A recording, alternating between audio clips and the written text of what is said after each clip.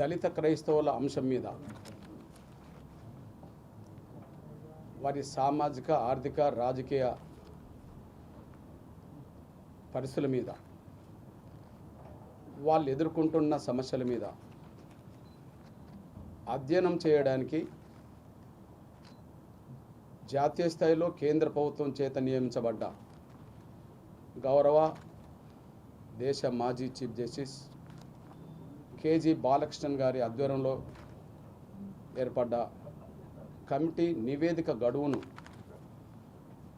మరో 3 నెలల నుంచి 6 నెలల వరకు పెంచాలని నేను కేంద్ర ప్రభుత్వానికి విజ్ఞప్తి చేస్తున్నా, గుర్తు చేస్తున్నా. ప్రస్తుతం కేంద్ర ప్రభుత్వం 2022లో దళిత క్రైస్తవుల అంశాన్ని అధ్యయనం చేయడానికి 2022 అక్టోబర్లో బాలకృష్ణన్ కమిషన్ ఏర్పాటు చేయడం జరిగింది. ఆ గడువు ముందు 2 సంవత్సరాలు ఇచ్చిన తర్వాత 1 సంవత్సరం అదనంగా కోరడం, మరో 6 నెలలు అదనంగా కోరడం, ప్రజెంట్ మరో 2 నెలలు కోరడంతో ఆ గడువు జూన్ 10తో ముగుస్తుంది. అంటే ఇంకా కేవలం 10 రోజులు మాత్రమే ఉన్నది. మేము కేంద్ర ప్రభుత్వానికి విజ్ఞప్తి చేస్తున్నాం, ఈ గడువు మరో 3 నెలలు నుంచి 6 నెలలు పెంచాలని కోరుతున్నాం. అదే సమయంలో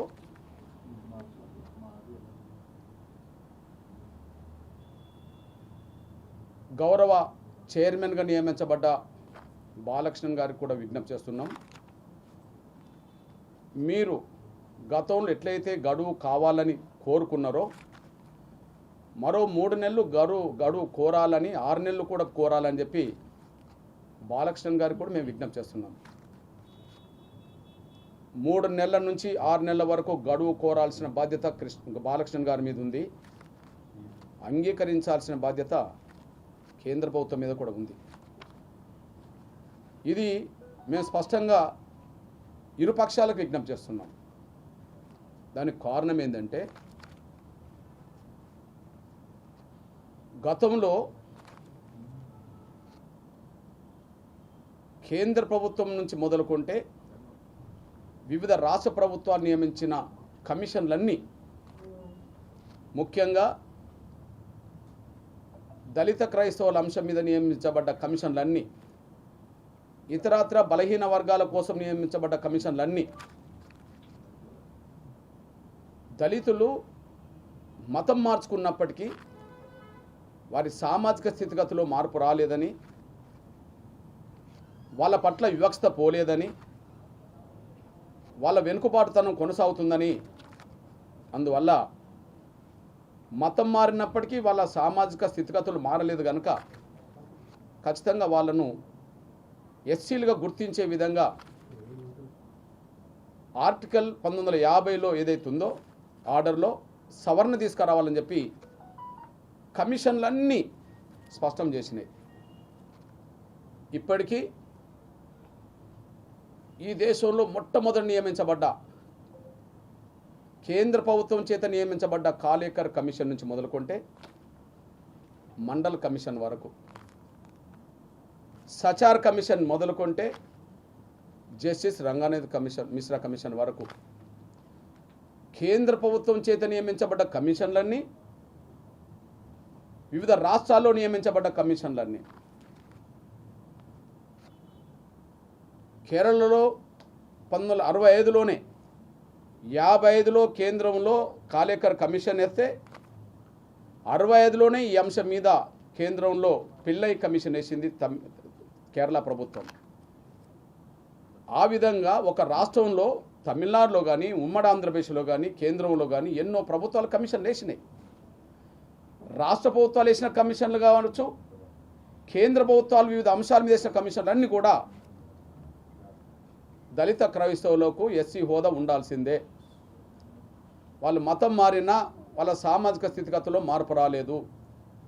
సమాజం వాళ్ళని చూసే చూపులో మార్పు రాలేదు, వాళ్ళ పట్ల వివక్షత పోలేదు, కొనసాగుతుంది. కాబట్టి ఖచ్చితంగా రాష్ట్రపతి ఆర్డర్ ఏదైతే 1950 ఉందో, దళితులు మతం మార్చుకుంటే, హిందూ మతం కాకుండా వేరే మతం మార్చుకుంటే ఎస్సీ హోదా, ఎస్సీ ప్రయోజనాలు పొందలేరని చెప్పి ఏదైతే ఆర్డర్ వచ్చిందో ఆ ఆర్డర్ను సవరించాలనేది, ఆర్డర్ తప్పు అని చెప్పి ఈ దేశంలో నియమించబడ్డ కమిషన్లన్నీ స్పష్టం చేసినాయి. ఇప్పుడు చివరిగా వచ్చిన కమిషన్ పేరు మీ అందరు తెలుసు, జస్టిస్ రంగనాథ్ మిశ్రా కమిషన్. అది యూపీఏ ప్రభుత్వంలో 2005లో నియమిస్తే 2007లో ఆ నివేదికనిచ్చాడు. 2005లో యూపీఏ ప్రభుత్వం నియమిస్తే 2007లో ఆ నివేదిక ఇచ్చాడు. మొట్టమొదలు 55లో నియమించబడ్డది కాలేకర్ కమిషన్, 2005లో నియమించబడ్డది జస్టిస్ రంగనాథ్ మిశ్రా కమిషన్. అది మొదటిది అనుకుంటే ఇది చివరిది అనుకుంటే, 55లో నియమించబడ్డ కమిషన్ అదే చెప్పింది, 2005లో నియమించబడ్డ జస్టిస్ రంగనాథ్ కమిషన్ కూడా అదే చెప్పింది. దాన్ని ప్రస్తుత ప్రభుత్వం ఆమోదించకుండా ఆనాడు పెండింగ్లో పెట్టింది యూపీఏ ప్రభుత్వమే, కానీ దాన్ని తిరస్కరించింది ప్రజెంట్ ఎన్డీఏ ప్రభుత్వం. కమిషన్ నివేదికను తిరస్కరించింది. ఆనాడు జస్టిస్ రంగనాథ్ కమిషన్, మిశ్రా కమిషన్ను తిరస్కరించలేదు యూపీఏ ప్రభుత్వం, పెండింగ్లో పెట్టింది. అది ధైర్యం చేసి ముందుకెళ్ళలేకుండా పోయింది. కానీ ఈ ప్రభుత్వం, గౌరవ ప్రధానమంత్రి నరేంద్ర మోడీ గారి అధీనంలో ఉన్న ప్రభుత్వం దాన్ని తిరస్కరించింది. దాన్ని తిరస్కరించడానికి ప్రధాన కారణంలో ఒక కారణం చెప్పింది. దాన్ని తిరస్కరించడానికి ప్రధాన కారణాలు ఒక ప్రధాన కారణం చెప్పింది. నేను చెప్పిన 3 కారణాల్లో మొదటి కారణం గురించే మాట్లాడుతున్నా.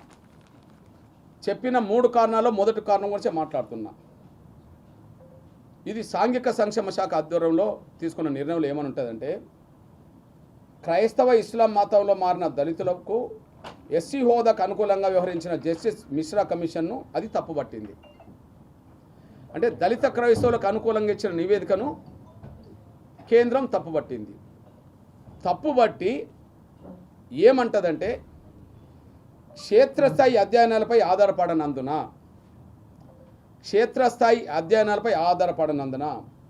క్షేత్రస్థాయిలోని పరిస్థితులతో దాన్ని ధృవీకరించలేనందున, అంటే కింది స్థాయికి వెళ్ళి పరిశీలించనందున ఈ నివేదిక లోపభూయిష్టమని చెప్పి దాన్ని తిరస్కరించింది. పాత్రిక మిత్రులందరికీ అర్థమైంది. అంటే 3 కారణాలు చెప్పినా మొదటి కారణం మాత్రం క్షేత్రస్థాయిలో పరిస్థితులను అధ్యయనం చేయలేదు, దానికి ఆధారాలు సమకూర్చలేదని చెప్పి దీన్ని తిరస్కరించాలని మొదటి కారణం చెప్పింది. రంగనాథ్ మిశ్రా కమిషన్ 2005లో వేస్తే నియమించబడితే 2007లో నియమించింది. మీ దృష్టికి తీసుకొస్తున్న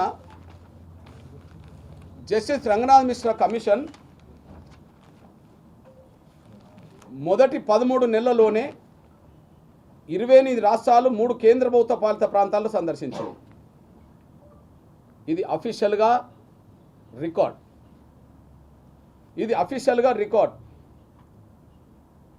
2005 నుంచి 2006 వరకే పరిశీలన కోసం 28 రాష్ట్రాలు తిరిగింది, 3 కేంద్ర ప్రభుత్వ పాలిత ప్రాంతాలు కూడా తిరిగింది. తిరిగి మళ్ళా అప్పటికుండబడి నివేదికను అధ్యయనం చేసి ఇవ్వడానికి 2 సంవత్సరాలు పట్టింది. నేను అంటున్నా, 28 రాష్ట్రాలు తిరిగి అధ్యయనం చేసిన కమిషన్ లోపభూయిష్టమవుతే, 3 కేంద్ర ప్రభుత్వ పాలిత ప్రాంతాలు తిరిగిన అధ్యయన రిపోర్టు లోపభూయిష్టమవుతే, ఇప్పుడు జస్టిస్ బాలకృష్ణన్ గారికి ఇచ్చిన గడువు 2022లో అయితే 26లో ఉన్నాం.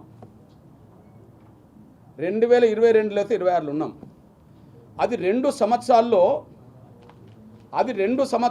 28 రాష్ట్రాలు తిరిగింది కదా. కానీ జస్టిస్ బాలకృష్ణన్ కమిషన్ ఈ 4 సంవత్సరాల్లో అఫీషియల్గా తిరిగిన రాష్ట్రాల సంఖ్య 8 మాత్రమే. అఫీషియల్గా తిరిగిన రాష్ట్రాల సంఖ్య బాలకృష్ణ కమిషన్ 8 మాత్రమే. రంగనాథ్ మిశ్రా కమిషన్ ఉమ్మడి ఆంధ్రప్రదేశ్ మొదలుకొని దేశంలో అన్ని రాష్ట్రాలు పర్యటన చేసింది. అప్పటికి తెలంగాణ రాష్ట్రం లేదు. మొట్టమొదలు పర్యటన చేసిందే ఉమ్మడి ఆంధ్రప్రదేశ్ నుంచి. జస్టిస్ బాలకృష్ణ కమిషన్ పర్యటన చేసింది కర్ణాటక నుంచి మొదలుపెట్టింది. కర్ణాటక, తమిళనాడు, కేరళ, ఆంధ్రప్రదేశ్లో సెక్రటరియట్కి వచ్చింది. బీహార్, గుజరాత్, మధ్యప్రదేశ్ లాంటి రాష్ట్రాలకు వెళ్ళింది. ఇప్పుడు ఈ 4 ఏళ్లలో బాలకృష్ణ గారు ఎన్ని రాష్ట్రాలు తిరిగిండు, ఎన్ని రాష్ట్రాలు అధ్యయనం చేసిండు? మినిమం 8 కంటే మించట్లేదు. 28 రాష్ట్రాలు తిరిగి అధ్యయనం చేసి ఇచ్చిన రిపోర్టు లోపభూయిష్టమవుతే, అది క్షేత్రస్థాయిలో అధ్యయనం సరిగా చేయలేదని చెప్పి మీరు దాన్ని తిరస్కరిస్తే, మరి 8 రాష్ట్రాలు తిరిగిన బాలకృష్ణ కమిషన్ నివేదిక 10 లోపిస్తే అది లోపభూయిష్టం కాకుండా సక్రమం అవుతుందా? అది లోపభూయిష్టం కాకుండా అది సక్రమం అవుతుందా? అందువల్ల మేము కోరుతున్నాం. అందువల్ల మేము మరో 3 నెలలు మినిమం 6 నెలలు గడువు పెంచుకోవాలని కోరుతున్నాం. ఇప్పుడు గడువు పెంచాలని చెప్పి గతంలో బాలకృష్ణ గారే కోరిండు కదా కేంద్రాన్ని. కోరింది కాబట్టినే బాలకృష్ణ గారికి గడువు పెంచిండు కదా కేంద్రం. మరి మిగిలిన రాష్ట్రాలు తిరగడం కోసం లోతైన అధ్యయనం చేయడం కోసం నాకు మరింత గడువు కావాలని కోరాల్సిన బయట ఉన్నది కదా. మీరు 4 ఏళ్లలో 8 రాష్ట్రాలే తిరిగిండ్రు, ఆయన 2 ఏళ్లలో 28 రాష్ట్రాలు తిరిగిండ్రు. కాబట్టి గడువు పెంచుకోవాలని చెప్పి కోరాల్సిన బాధ్యత బాలకృష్ణ గారి మీద ఉంది. గడువును అంగీకరించాల్సిన బాధ్యత, కోరే గడువును అంగీకరించాల్సిన బాధ్యత కేంద్ర ప్రభుత్వం. రాజ్యాంగ విరుద్ధమైన 1950 నాటి రాష్ట్రపతి ఆర్డర్ని వెంటనే రద్దు చేసేంత వరకు ఈ పోరాటాన్ని దళిత క్రైస్తవ సమాజం దేశంలో ముందుకు నడిపించాల్సిన బాధ్యత ఉన్నదని, ఆ పోరాటంలో దళిత వర్గాల బిడ్డలుగా ఖచ్చితంగా మేము ప్రధాన పాత్ర పోషిస్తామని మేము స్పష్టం చేస్తున్నాం. రాజ్యాంగం మానవతా ధర్మాన్ని ప్రదర్శించింది. ఈ దేశ పౌరులు ఎవరికైనా మత స్వేచ్ఛ ఉంది అని ఆర్టికల్ 25 చెప్పింది. ఈ దేశంలో రాజ్యాంగపరంగా ఎవరి మీద వివక్షత ప్రదర్శించరాదని, అది కులం పేరుతో కానీ, మతం పేరుతో కానీ, జెండర్ పేరుతో కానీ ఎవరి పట్ల వివక్షత ప్రదర్శించరాదని చెప్పి రాజ్యాంగంలో ఆర్టికల్ 14, 15, 16 చెప్పేసింది. ఈ రాజ్యాంగం మానవతా ధర్మాన్ని ప్రబోధిస్తే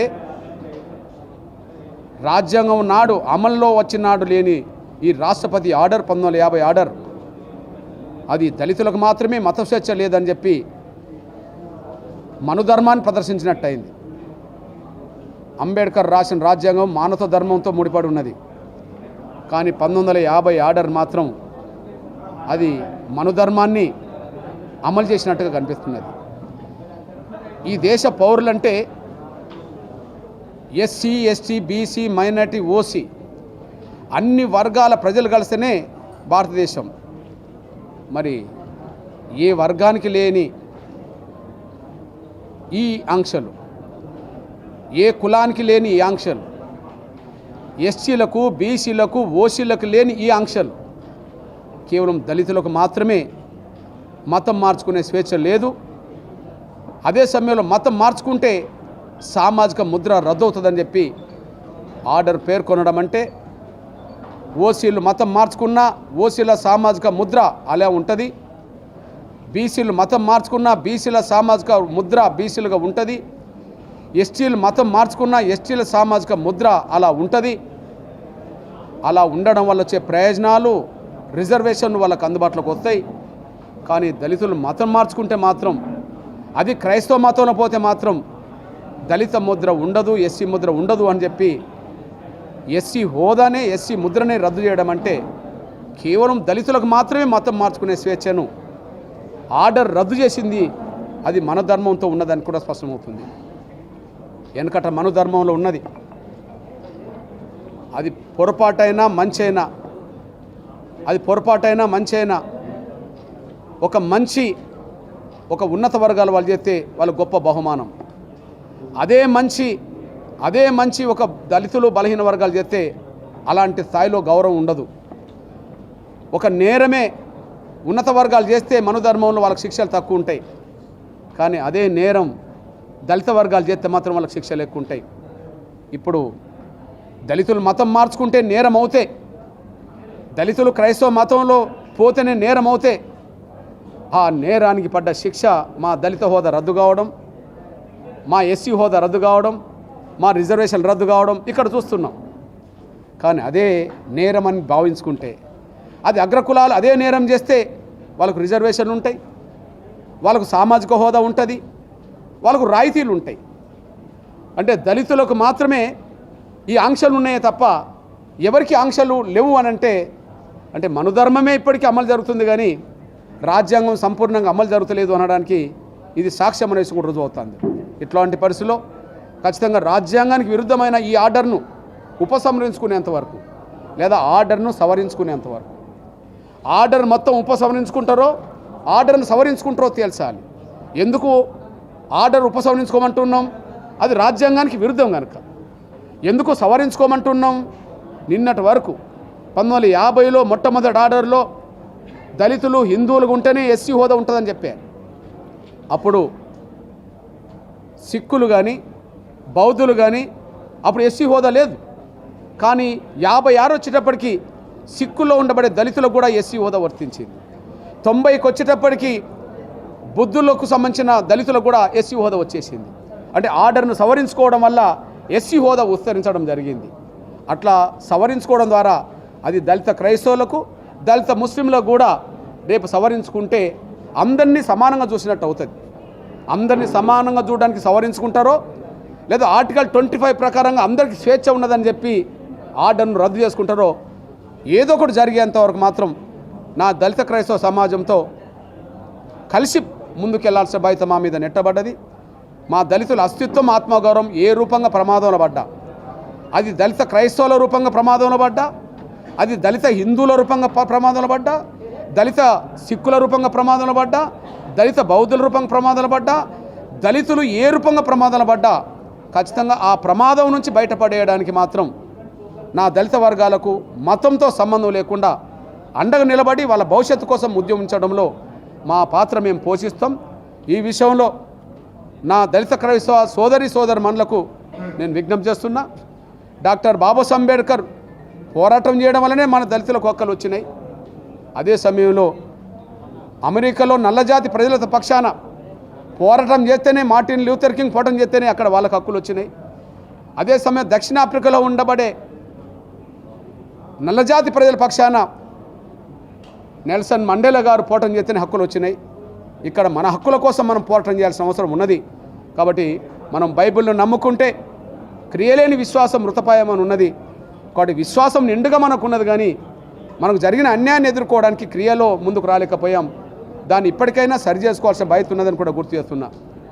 దానిలో భాగంగానే ఒక దళిత వర్గాల బిడ్డలుగా నా దళిత క్రైస్తవుల హక్కులను కాపాడుకునే దిశగా, ఆర్డర్ రద్దు చేసే దిశగా లేదా ఆర్డర్ను సవరించే దిశగా తెలుగు నేల మీద నా దళిత క్రైస్తవులతో పాటు ఈ దేశంలో ఉండబడే దళిత క్రైస్తవులందరితో కలిసి పనిచేయాల్సిన బాధ్యత మా మీద నెట్టబడ్డది.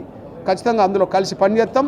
మా దళిత క్రైస్తవుల అస్తిత్వాన్ని, ఆత్మగౌరవ హక్కుల్ని నిలబెట్టడానికి ఎవరు అడ్డుపడ్డా మా ప్రయత్నం మాత్రం కొనసాగిస్తాం.